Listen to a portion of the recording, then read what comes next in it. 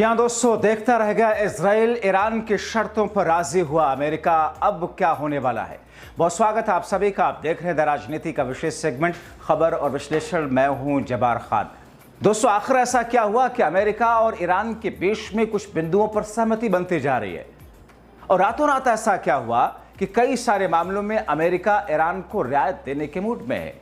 तो क्या अमेरिका ने इजराइल को किसी तरीके की कोई सबक या लेसन सिखाने की पहल की है, और इसका असर क्या पड़ेगा?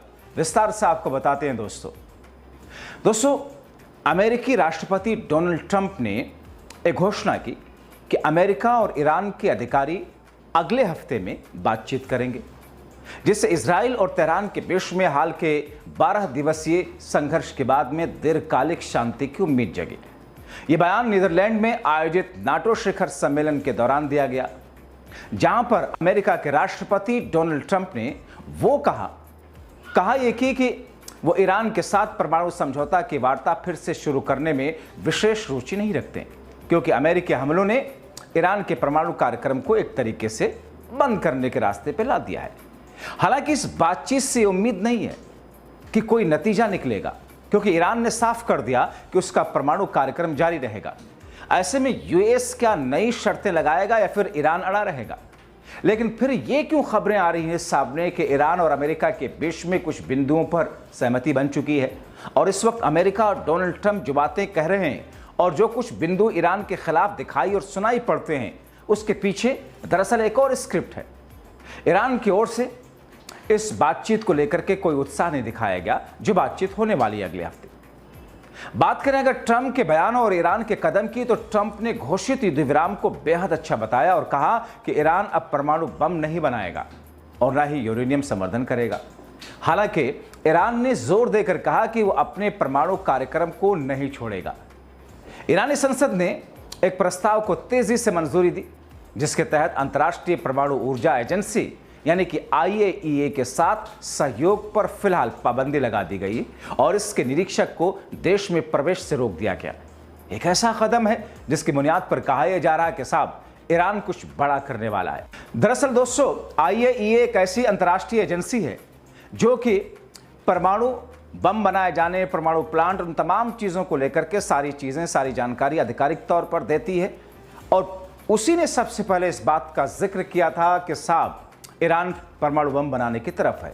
लेकिन अभी कुछ दिन पहले उसने खारिज किया कि ईरान परमाणु बम बनाने की उस प्रक्रिया से बहुत पीछे है, जिसका दावा इस वक्त किया जा रहा है इजराइल या फिर अमेरिका के जरिए। और इस बीच में युद्ध विराम की घोषणा के बाद दोनों पक्षों ने, यानी कि ईरान इजराइल ने इसे बनाए रखने की प्रतिबद्धता जताई। ईरानी राष्ट्रपति ने सऊदी क्राउन प्रिंस मोहम्मद बिन सलमान से बातचीत में कहा कि तेहरान अमेरिका के साथ मतभेदों को सुलझाने के लिए तैयार है। दूसरी तरफ इजरायली रक्षा मंत्री इसराइल काटुस ने अमेरिकी रक्षा सचिव पीट हेगेट्स से कहा कि इजराइल युद्ध विराम का सम्मान करेगा, बशर्ते ईरान इसका उल्लंघन न करे। ट्रंप ने यह भी कहा कि उनकी प्राथमिकता अंतर्राष्ट्रीय निरीक्षकों को ईरान के परमाणु स्थलों पर वापस लाना है, ताकि उनकी स्थिति का सटीक आकलन किया जा सके। हालांकि ईरानी विदेश मंत्रालय के प्रवक्ता इस्माइल बाघाई ने अमेरिकी हमलों को कूटनीति को पटरी से उतारने वाला बताया और कहा कि राष्ट्रीय सुरक्षा उनकी प्राथमिकता है। दोस्तों, चीन और रूस ईरान के करीबी सहयोगी, जिन्होंने युद्ध विराम का स्वागत किया और उम्मीद जताई कि यह स्थायी होगा। ट्रंप के विशेष दूत स्टीव विटकॉफ ने यह कहा कि ईरान के साथ में बातचीत उम्मीद जगाने वाली है और एक व्यापक शांति समझौते की दिशा में काम किया जा रहा है।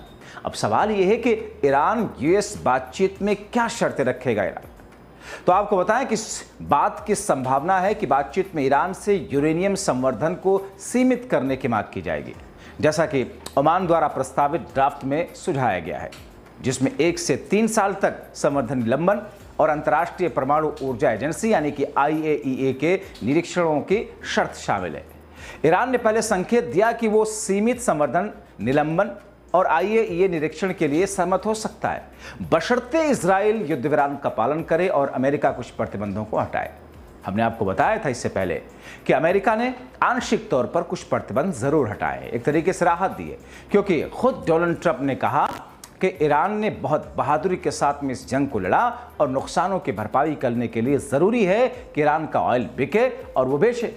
और वो उम्मीद करते हैं कि चीन यहाँ से खरीदेगा और चीन उनसे भी खरीदेगा।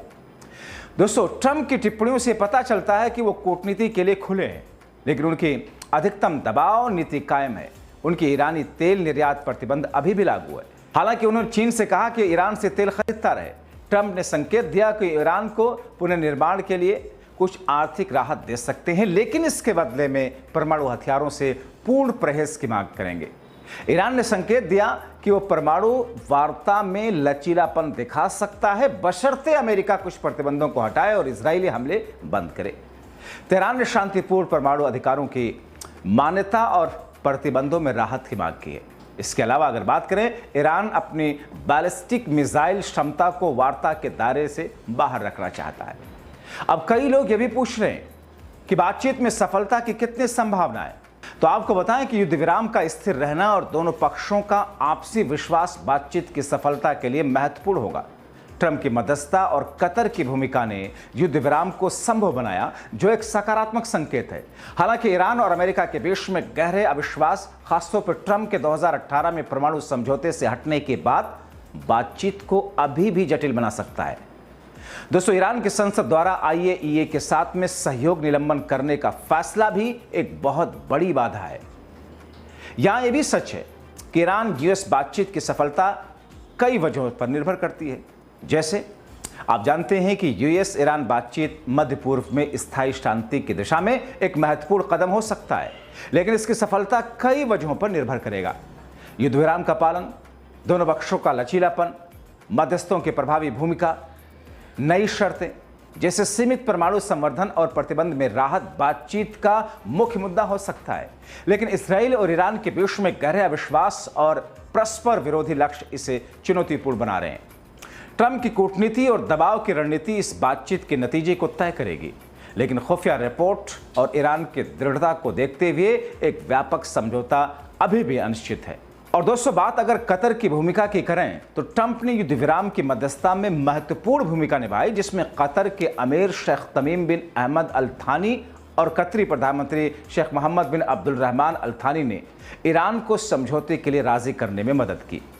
मिडिल ईस्ट में शांति को लेकर कतर की भूमिका महत्वपूर्ण हो गई है।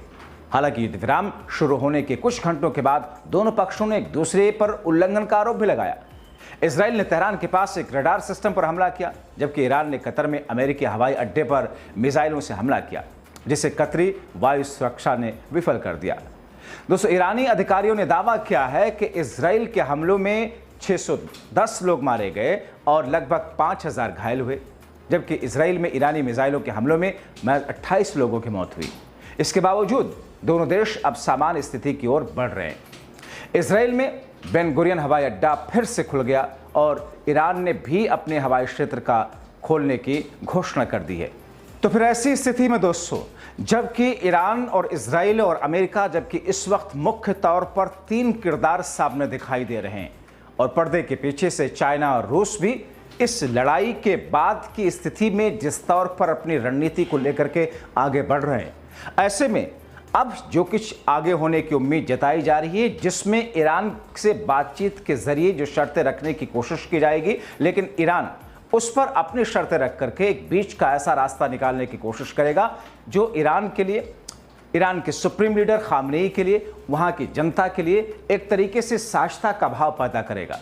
तो क्या अमेरिकी राष्ट्रपति डोनाल्ड ट्रंप इसके लिए तैयार होंगे?